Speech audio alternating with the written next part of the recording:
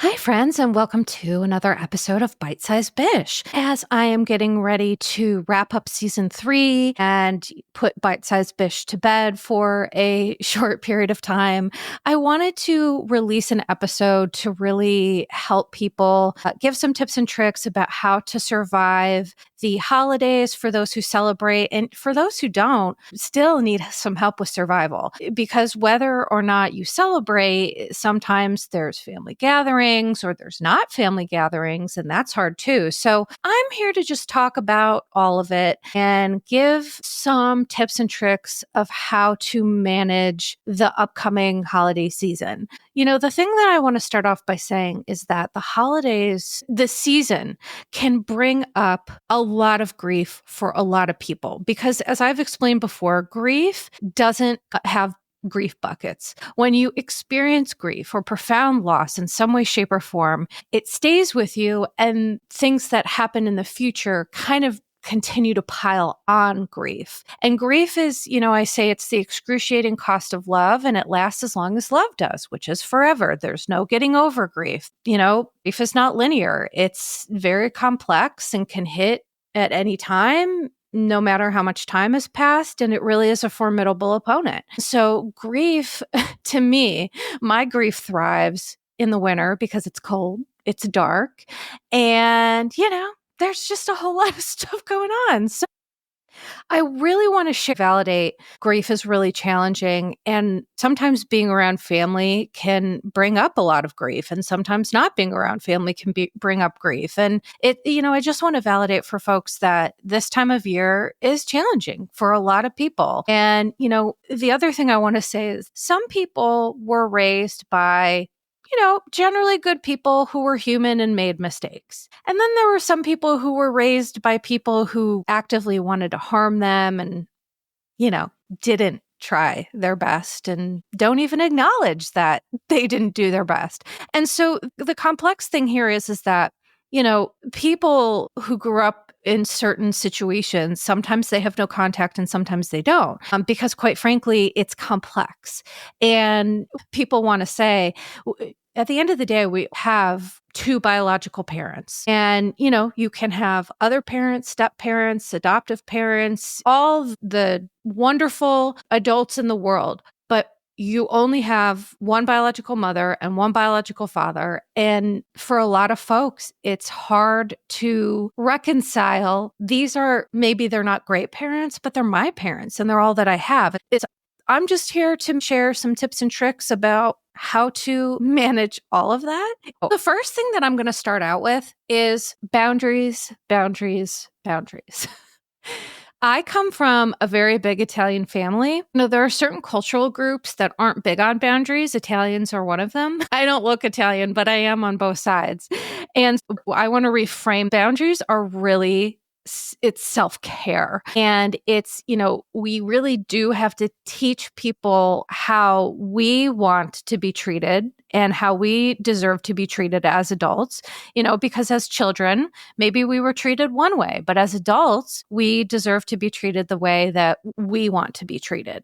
And so I think that boundary setting is crucial, and there can be small ways to set boundaries or bigger ways to set boundaries. But the thing is that boundary setting doesn't have to be loud. It doesn't have to be angry. I am really, really good at boundary setting. I'm kind of a professional. And so what I can tell you is that boundary setting can be, very unassuming. It can be, for example, if you have a relative that wants to bring up politics, let's say, because this is tip number 2, don't talk politics. Just don't.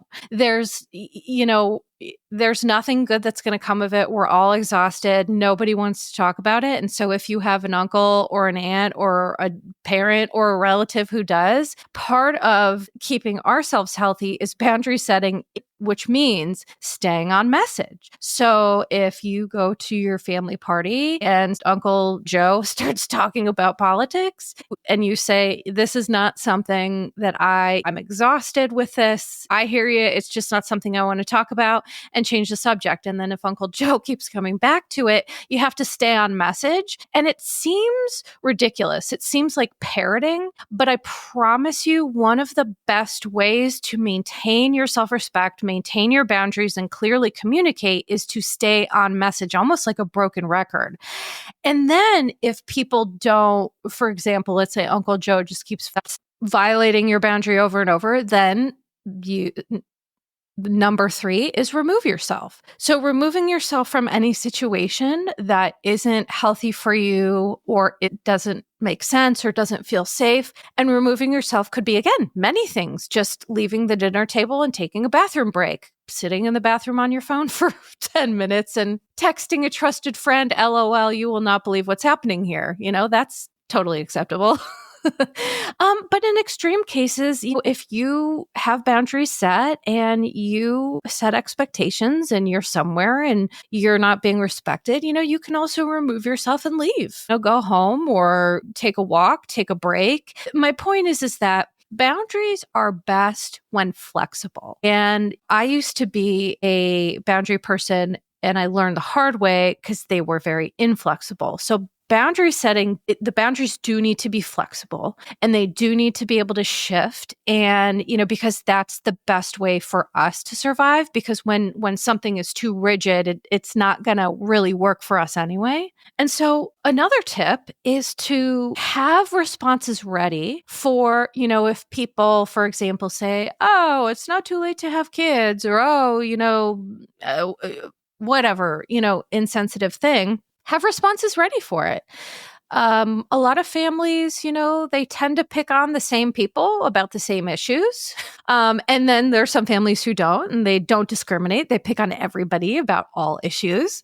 And, some of it's cute, fun family stuff, and some of it is not. But I think that having responses ready is, it helps you feel a sense of power and control, so that when Uncle Joe or whoever say X, Y, or Z, you can say, thoughtfully, a very clear message without emotionality behind it. Because sometimes what screws us up is when we get really triggered and our emotions are leading our boundary setting. That's usually a recipe for disaster, because then it's going to look messy. You're going to look like the bad guy. And so unfortunately, I talked about this on my last podcast, which is that sometimes women have to work harder to not be seen as hysterical, which isn't right and it's not fair. But the one thing I can tell you is that maintaining your emotional health and not allowing yourself to get to extreme points is just self-care, and it's just healthy for you. So that's seriously what I would recommend there. Another thing that I really want to recommend is trying not to personalize family members' behaviors. It's most of what people do, like 99.999%, is personalizing, projecting onto other people. And it's really, other people's stuff really isn't about us, which sounds wild, because it's like, well, how could my family stuff not be about me? And it's like, one of the things that I think can be fun is sitting at your family table, looking at your family dynamic and thinking about the generations that came before. Sometimes I act as a little sociological investigator, and that keeps my mind very busy. But that's a me thing. And so you might not love doing that. But what I'm saying is, if you sit and you think about all the generational trauma that's occurred in your family, the generational poison that's dripped from generation to generation with certain things, it helps you understand that it really isn't personal. It's not about you. It's not about your sister. It's not about whatever. It's about their stuff that they are unable to tolerate or manage effectively. And so I think that if we really realized how much of other people's behavior was just projection, we would learn not to take anything personally, which again sounds wild considering the fact that, it's our family, but, our family, they're flawed, just like every other human on the planet. And each family has their own unique generational curses that are, that's what I call them, that go through generations. Some are smaller, some are bigger, but all families have them. And so part of what I'm expressing and encouraging people to do is how we break those generational trauma curses. It's how we break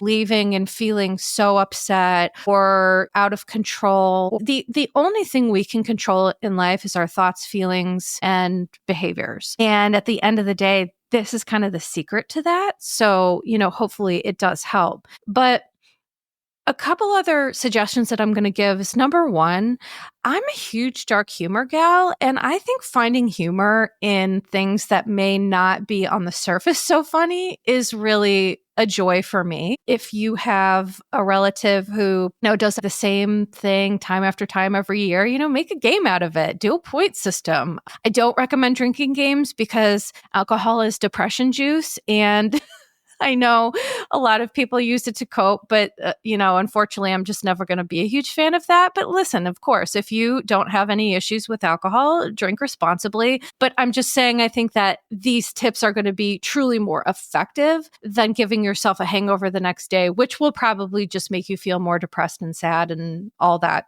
stuff. But listen, do you? No judgment. Okay. And then I would say the last thing that's important is to, unfortunately for some of us, family members aren't safe people. And so if you are with people who aren't safe people, then when you're no longer with those people, I encourage you to find a safe and trusted person to process with. So obviously a therapist, but also, a spouse, a family member who gets you, who you two are on the same page, stuff like that. I think it's important to process, to feel the feelings, right? Because the thing with drinking is it tends to just be a distraction, and it interrupts our process, which just can create more problems. But I understand why people use it. I think that the most important thing is allowing yourself to feel what comes up, allowing yourself to feel the grief of, wow, this is the family dynamic, or wow, this is the same shit, different year, or wow, I'm really grateful to have these people in my life. Whatever the feelings are, I encourage you just to feel them, let them rise. Feelings are not feelings are not fatal, and they are not final. And whether they're painful feelings, because I don't believe in negative feelings. People use the term negative feelings. I don't espouse that. I don't think there are any negative feelings. I think there are painful feelings, but all feelings are just a part of who we are. It's the rich tapestry that makes us human. So, they're not bad. They're just telling us something. And so, treating your emotional exploration literally like a fact-finding mission, like you're interested in finding out about you. I think that's a super helpful approach, but processing with a trusted person is so important, because the thing is, feeling it and thinking it and all this stuff is fine, but you got to get it out. So you got to cope, you got to express it. And if you don't have a trusted person to talk to, do whatever you do to process, write, draw, paint, create music, sing, whatever it is. My point is, you just got to get it out of that beautiful vessel of yours, which is your body. Our bodies are amazing and they get us through so much. And so, it's also important for me this time of year to be grateful for, even though my body functions like an elderly sloth, it does still function, gets me from where I need to go. And it's been through a lot. So I think that as much as we can have gratitude and grace for ourselves this time of year, it's extremely important. So I hope these tips and tricks have been helpful. It's not an extensive list, but these are my most important tips and tricks. Oh, one last thing I will say is also protecting yourself financially this time of year is really important, because I think this country is really big on consumerism. I am happy to support small businesses, but the world we live in today, there aren't a lot of small businesses. So if you're supporting a small business, great.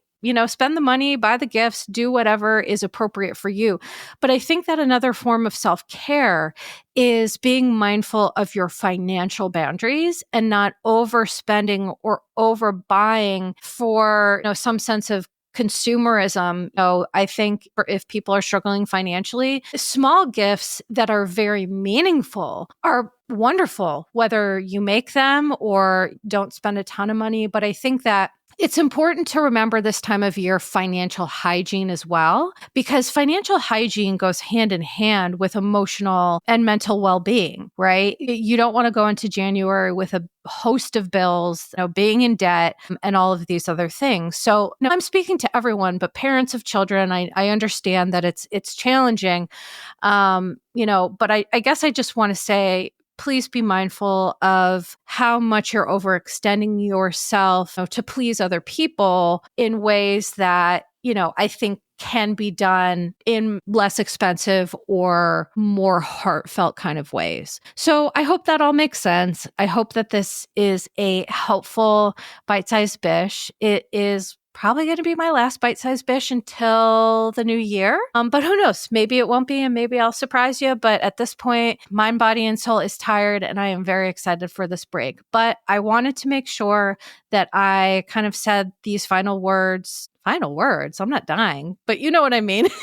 Kind of gave you this final little bit of help and feedback, because taking my break this time of year, I know it's a hard time of year, and I know people really need a lot of help and support. And so I guess I feel guilty probably is really what's happening. But I'm working on that too. So thank you so much for listening. Please stay tuned next week for an episode with Mandy Slutzker, another M&M hour. And then the week after that will be the season finale of Anatomy of Lies. And then your Bish will be back sometime in January or February, not sure. But to hear episodes while I'm gone, please go to Spreaker Supporters Club, wherever you press play on this podcast. There is a link to Spreaker Supporters Club. It is $5 a month. If you want to hear my episodes during my breaks, check that out. If not, no worries. They will be released for free when I return. So I'm wishing you all a lovely, wonderful, beautiful holiday season. Please take care of yourselves and each other, and ta-ta for now. Disclaimer. Posts are not intended to diagnose, treat, or provide medical advice. Your Bish therapist is for entertainment and informational purposes only. The podcast, my opinions, and posts are my own and not associated with past or present employers, any organizations, Bravo TV, Greyheart Productions, or any other television network. The information in YBT podcast and on its social media is provided for general informational purposes only and is not intended to diagnose or treat. Please do not act or refrain from acting based on anything you read, see, or hear on YBT podcast or associated social media. Communicating with YBT via email and or social media does not form a therapeutic alliance. Melissa, operator of YBT, is unable to provide any therapeutic advice, treatment, or feedback.